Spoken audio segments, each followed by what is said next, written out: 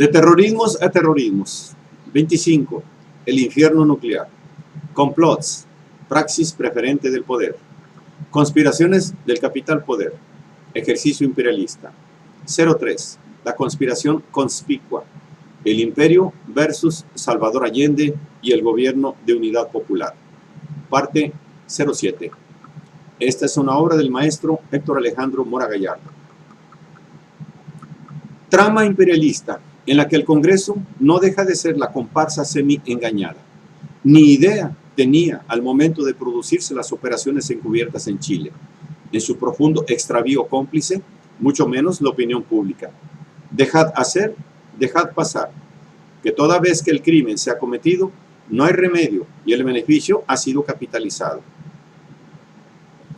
En lo que la labor de falsimedia es puro encubrimiento y distracción, disimulo, que todo es falso, todo es mentira. Allí todo está corrompido. Y la farsa pseudodemocrática continúa, que los procedimientos indagatorios del poder legislativo resultan inocuos contra el real poder del capital, el poder de la élite oligarca. El ejercicio de simulación semidemócrata se efectúa, mas como un ejercicio para cubrir, en realidad encubrir el expediente, sin llegarse a fondo en el caso, ni pedir punición a los culpables, y mucho menos sin tener la intención de corregir los procedimientos empleados. Que la CIA es intocable como institución. Si bien se pueden despedir algunos directores y funcionarios importantes, no dejarán de ser suplidos por otros semejantes. Que la institución perdura por sobre sus empleados. El Leviatán Behemoth renueva sus células. La serpiente muda de piel. Una comisión del Senado, a fines de 1975, realizó un informe sobre las actividades emprendidas por la CIA en Chile, de 1963 a 1973, lo que hizo a condición de guardar silencio de otras 5 operaciones realizadas por la agencia de similar envergadura, debiéndose entender, por principio de cuentas, que este organismo imperialista es una aberración jurídica, un atentado al derecho internacional, que un país tenga una institución semiclandestina ocupada de intervenir en los asuntos internos de otros estados. Pero el status quo sobredeterminando por la fuerza mayor del imperio así lo establece, y nadie osa, ni siquiera en las instancias internacionales, Torre de Babel corrompida que es la ONU, protestar ante tamaña osadía e intentar suprimirla. No cabe duda que el monstruo está a la luz del día y pasa desapercibido. ¿Fueron a fondo los legisladores norteamericanos en el caso de Chile? No, porque de antemano no era esa su intención, sino el ejercer un acto de simulación semidemocrático que a fin de cuentas los legisladores estadounidenses son semejantes, servidores del mismo sistema, sujetos del mismo poder que los dirige, el componente preponderante en la tríada, el propiamente capitalista. Y ya sabemos que para el caso valen lo mismo los del burro que los del elefante.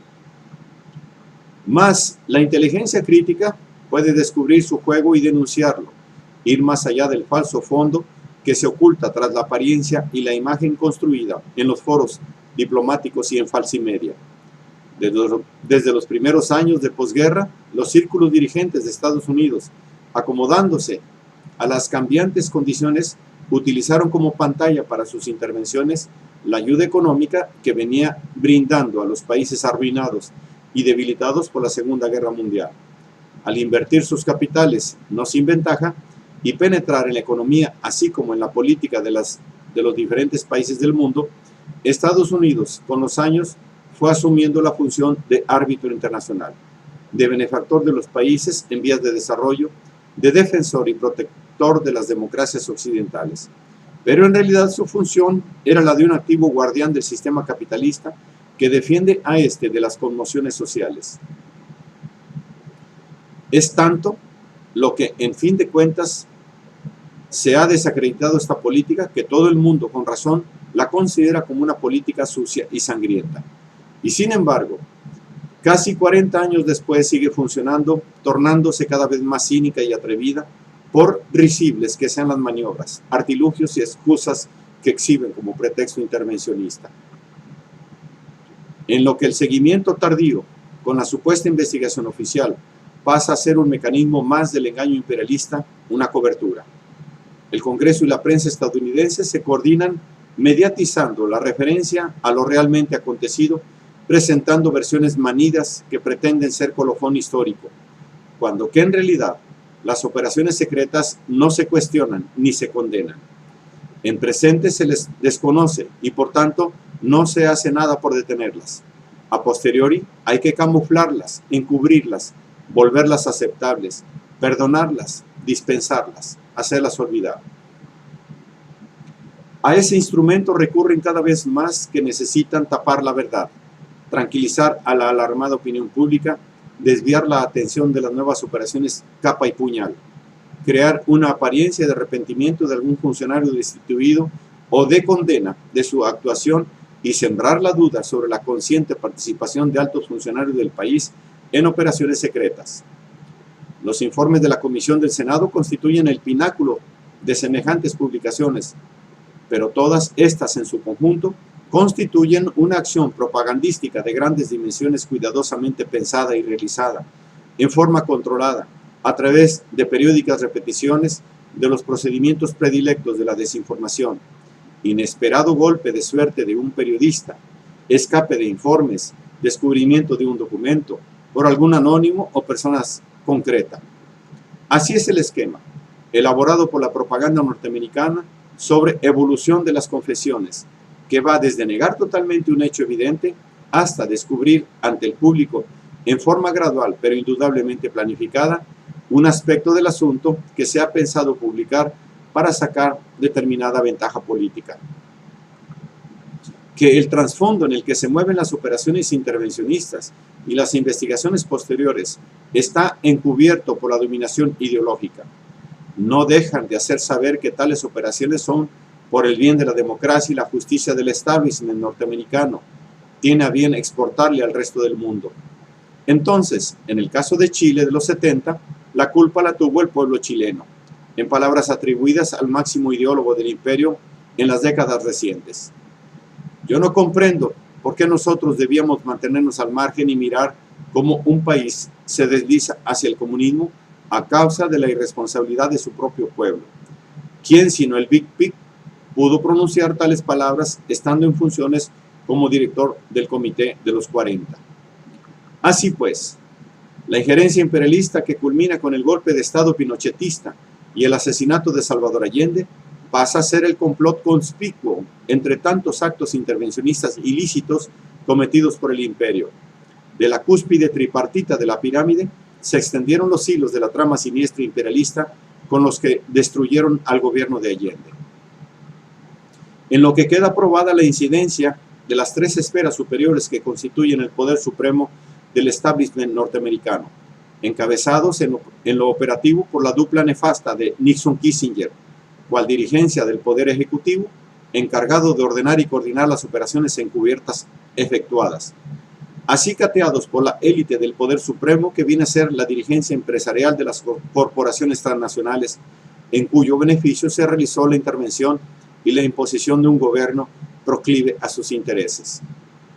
Demostrada queda también la praxis del pulpo imperialista, operando con sus aparatos de escudriñamiento e intervención policíaco-militar, incluyéndose su inteligencia de espionaje y propaganda, responsables directos de haber saboteado la economía chilena, de engañar a la opinión pública y de espantar al pueblo, logrando empoderar a los militares, induciéndolos a perpetuar el golpe y a cometer el magnicidio que por sí solos no cometerían, sin su instigación y patrocinio, pasando a ser también los responsables, incluidas las siguientes administraciones de Washington, de sostener un régimen genocida perpetrado por la Junta Militar y su funesta policía secreta, la Dirección General de Inteligencia, DINA, Operación Cóndor, de por medio, etcétera, etcétera. Queda probada la injerencia imperialista, pero el daño está hecho y no hay castigo alguno a los culpables. Ni siquiera la memoria histórica alcanza para endilgarle una condena moral a los responsables. El mundo, con su opinión pública a favor del imperio, sigue controlando la inconsciencia colectiva. De allí que los complots del capital poder sigan efectuándose.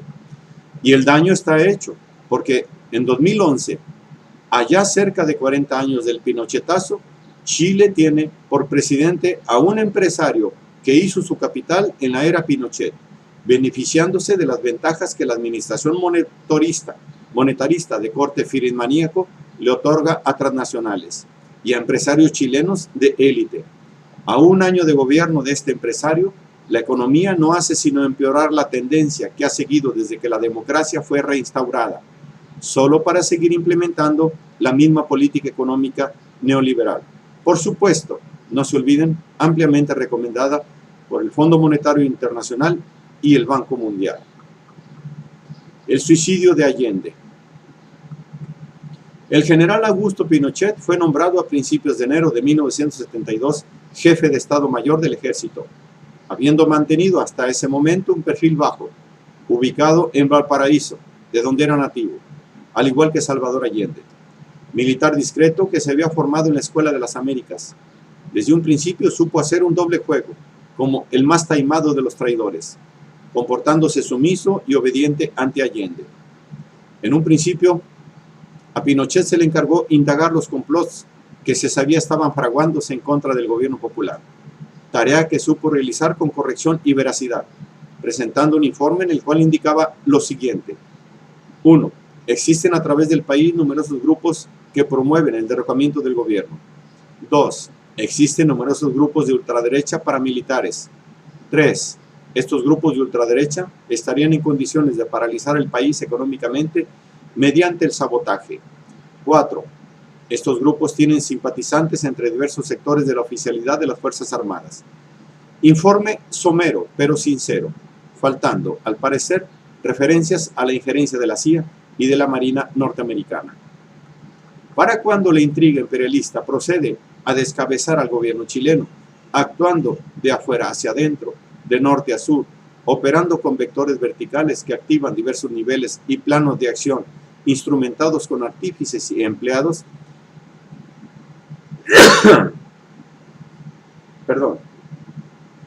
gringos los primeros, chilenos los segundos. Así asesinaron al general René Snyder utilizando un modus operandi vertical y encubierto a distancia, en el que las órdenes y los planes se diseñan en el norte y los agentes ejecutantes las realizarían en la nación intervenida. E incluso en Chile las operaciones se llevan a cabo de manera indirecta, empleando extremistas de izquierda inconscientes de ser manipulados. Ocurriendo que el homicidio del general Snyder es cometido por un comando del BOP, Vanguardia Obrera Popular, grupúsculo terrorista subvencionado de manera indirecta por la derecha chilena, en tanto que la CIA financiaba y fomentaba a tales extremistas de izquierda al tiempo de que los contraponía con los de derecha, como los de Patria y Libertad, y el caos estaba asegurado, cumpliéndose con ello el objetivo procurado, desestabilizar al gobierno y descabezarlo. El vicepresidente de la República, Edmundo Pérez Sujovic, fue también asesinado en lo que fue un complot imperialista despiadado, dirigido contra algunos de los principales colaboradores de Allende. El mismo día en que iniciaba la huelga de transportistas, se asesinaba al capitán Arturo Anaya, edecán y amigo personal del presidente. Habiéndose ganado la confianza del gabinete presidencial, en una segunda tarea consecuente, se le ordena al general elabore un plan de seguridad nacional y un plan de defensa anti-insurreccional para la capital, Santiago, cuya confección hace parecer a Pinochet como a un decidido defensor del gobierno de unidad popular, proponiendo un plan para formar milicias populares, implementando el trinomio gobierno, obreros, ejército. Para cuando Pinochet les decía a sus colegas, ustedes bien saben que yo no soy marxista, pero este gobierno está haciendo cosas positivas para la milicia. En el transcurso de 1972, Pinochet le informa personalmente a Salvador Allende de diversos complots que se van gestando, e incluso le hace ver al presidente que a pesar de reiteradas propuestas, él se ha negado a participar en ellos, lo cual era cierto, ocurriendo que en el mes de septiembre, a un año de la asonada, Pinochet viajó en representación oficial de su país a México y a Cuba, haciendo después una parada no programada en Panamá, apersonándose en la Escuela de las Américas ante el general Overwood, el que fuera su maestro, lo que sería un indicio que revela su doble juego emprendido. Al regresar a Santiago, el propio Pinochet le reporta a Allende que aquella fue tan solo una visita de cortesía.